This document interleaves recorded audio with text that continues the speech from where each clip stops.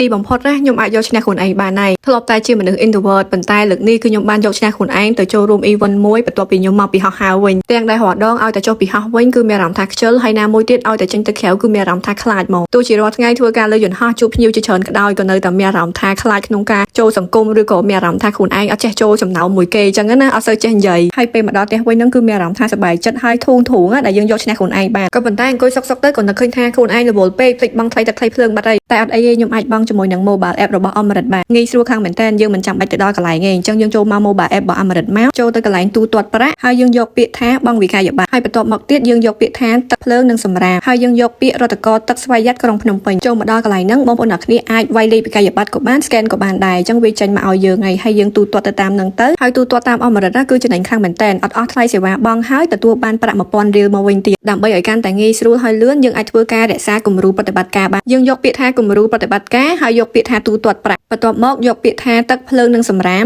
ខ្ញុំចង់រក្សាប្រតិបត្តិការបង់ថ្លៃអគ្គិសនីអញ្ចឹងខ្ញុំយកពាក្យថាអគ្គិសនីកម្ពុជាបន្ទាប់មកគឺវាយលេខសម្គាល់របស់យើងនិងដាក់ឈ្មោះគំរូហើយចុចពាក្យថាបង្កើតគំរូប្រតិបត្តិការតែប៉ុណ្្នឹងគឺយើងបង្កើតគំរូប្រតិបត្តិការបានជោគជ័យហើយនិយាយទៅខ្ញុំប្រើតែអមរិតទេងាយស្រួលហើយលឿនទៀតតែមួយផ្លែតហើយបាត់ទោះជារវល់យ៉ាងណាក៏អត់មានជាបញ្ហាដែរអញ្ចឹងវីដេអូហ្នឹងគឺមានតែប៉ុណ្្នឹងទេកុំភ្លេចចូលជួយ follow IG របស់ខ្ញុំផងបាយបាយ